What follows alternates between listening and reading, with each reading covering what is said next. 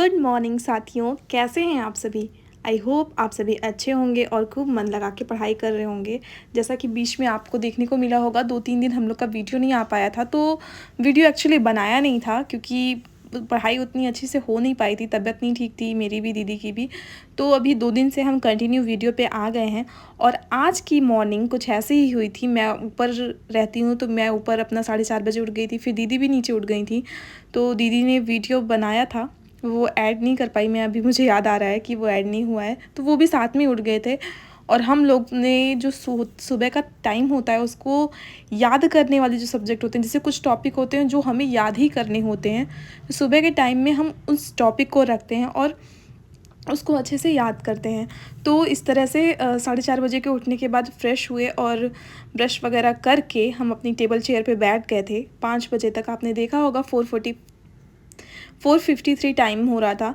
तो मैं ये जो क्वेश्चंस जो थे पूर्वालोकन के, क्योंकि मैंने मॉडर्न हिस्ट्री जो है स्पेक्ट्रम से भी ऑलमोस्ट कंप्लीट कर ली है, और वो क्या बोलते हैं, वीडियो से भी। एक डिकोड एग्ज़ाम है आर ओ के लिए, बहुत ही अच्छा चैनल है। अगर आप आर ओ की प्रिपरेशन कर रहे हैं तो ज़रूर उस चैनल पे एक बार विज़िट करिए। तो आपको वहाँ पे एक तो मॉक टेस्ट भी करवाते हैं वो। अगर आप पेड कोर्स वाले हैं तो मॉक टेस्ट आपको मिलेगा, नहीं तो आप 2-3 वीडियो तो वहाँ पे यूट्यूब पे फ्री पड़े हैं, आप जाइए देखिए। अगर आपको अच्छा लगे तो आप पेड कोर्स अगर आप मिल पाए तो ज़रूर ले लीजिए, अगर आपको अच्छा लगे तो। क्योंकि ज़रूरी नहीं है कि मुझे जो टीचर का समझ में आए वही टीचर आप भी फॉलो करें, क्योंकि सबका समझने का समझाने का तरीका अलग होता है। हो सकता है कि आपको किसी और टीचर से समझ में आए। तो मैं उस चैनल के बारे में बता रही थी कि उस पे पूरा MCQ वाइज दिया गया है।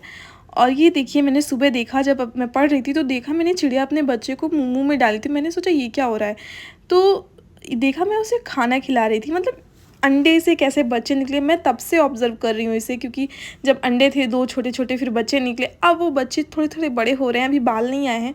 और ये मॉर्निंग का व्यू था। मुझे सन देखना, वैसे तो आप सभी को अच्छा लगता होगा क्योंकि ये नेचुरल चीज़ें हैं। सन देखना मॉर्निंग टाइम में बहुत अच्छा लगता है। मेरी बालकनी से नहीं दिखता है क्योंकि एक नीम का पेड़ है, तो मैं किचन वाली विंडो से, ऊपर किचन जो है उधर की विंडो से देख रही थी और रिकॉर्ड किया था। तो 1 घंटा 21 मिनट की स्टडी हमने कंप्लीट की थी जो फर्स्ट स्लॉट में। उसके बाद जो है नहा धो के फिर खाना बनाया, नाश्ता बना के अपना बैठ गए थे पढ़ने में। आज नाश्ता कुछ अलग था, उसके वीडियो शूट नहीं हो पाया क्योंकि बहुत होता नहीं है जब आप डोसा वगैरह का ट्राई करते हैं तो फिर बहुत टाइम टेकन हो जाता है वो। तो वही था, सूजी और दही, पोहा मिक्स करके, ये सारी चीज़ें मिक्स करके ग्राइंड करके उसको डोसे के फॉर्म में बनाया गया था। तो उसका हम वीडियो तो नहीं ले पाए, लेकिन हाँ थोड़ा टाइम लग गया, इसलिए आज पढ़ाई भी काफ़ी लेट शुरू हुई थी। आपने देखा होगा लगभग 9:30 बज गए थे हमारे सेकंड स्लॉट के लिए। तो कोई नहीं, लेट हो जाता है कभी कभी, ऊपर नीचे आप घर में रहते हैं, फैमिली में रहते हैं, तो कभी खाने की वजह से, कभी कुछ स्पेशल खाने का किसी का मन कर गया, या फिर कभी आपकी तबीयत साथ ना दी, तो हो सकता है तब समय इधर उधर। लेकिन हाँ, हमें फोकस क्या करना है, हमें अपना फुल टाइम स्टडी में देना है, मतलब इधर उधर नहीं। जो हम कभी शॉर्ट्स देखने बैठ जाते हैं, कभी मूवी देखने। आपको मैं बता दूं कि मैं मूवी पहले बहुत देखती थी, पर मुझे अब जो है, मैं सोचती हूँ मूवी, कोई अच्छी मूवी आती है तो मैं सोचती हूँ कि देखूँगी, फिर मैं सोचती हूँ कि यार मेरा 3 घंटा चला जाएगा। भले मैं उस 3 घंटे में सो लूँ, क्योंकि सोने से मुझे रेस्ट मिलेगा, मेरी आँखों को आराम मिलेगा, मेरे ब्रेन को आराम मिलेगा।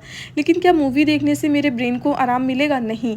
तो इसलिए मैं मतलब रेयरली 1-2 मूवी हुई होगी, मैं 3 साल के, इस 3 साल में मैंने मूवी नहीं देखी है। 1-2 2-3 मूवी होगी, क्योंकि जब वो मैं निकला गड लेके आई थी तो गदर 2 आई थी, तो वो मैंने थिएटर में देखा था।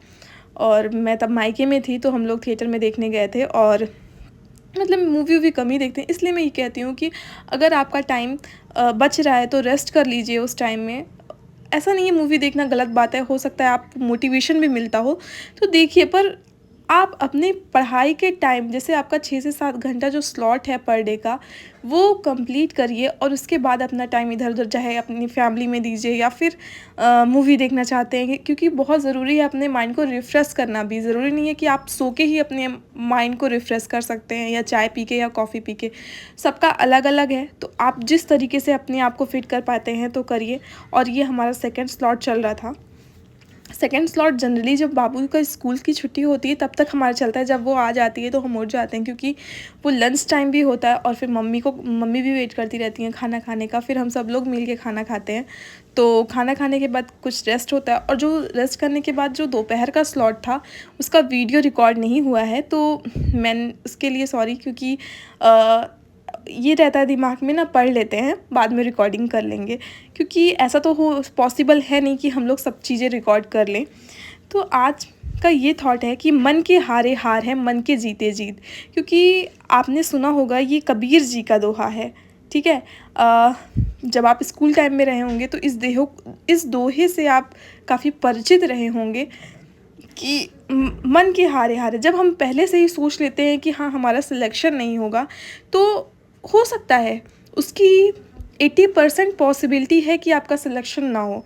पर अगर हम अपने मन से पर डे हम ये बोलेंगे यस हमारा होगा सिलेक्शन, तो पॉसिबल है 80 क्या 90% पॉसिबिलिटी है कि, और अगर आप मेहनत भी साथ में कर रहे हैं तो 90% पॉसिबिलिटी है कि आप कर जाएंगे।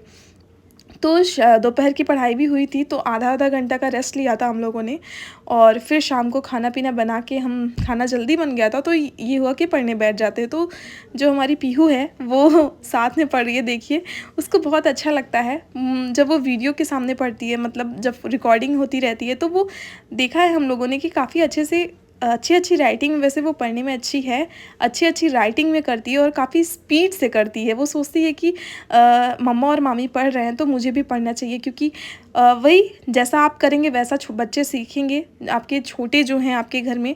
इसलिए हमेशा हमें अच्छा बिहेव करना चाहिए अपने बच्चों के साथ, क्योंकि वो जो हम करेंगे वही वो सीखते रहते हैं। और अपने आप को कभी भी डीमोटिवेट नहीं होने दें, क्योंकि अगर आप डीमोटिवेट होते हैं तो आपको सफलता में मिलने में हो सकता है कि बहुत देर लग जाए। क्योंकि मैं ये नहीं कहूँगी कि आपको सफलता मिले ही ना, ऐसा पॉसिबल नहीं है। आप चाहेंगे, वो सब आपके हाथ में है, कितना मेहनत कर सकते हैं।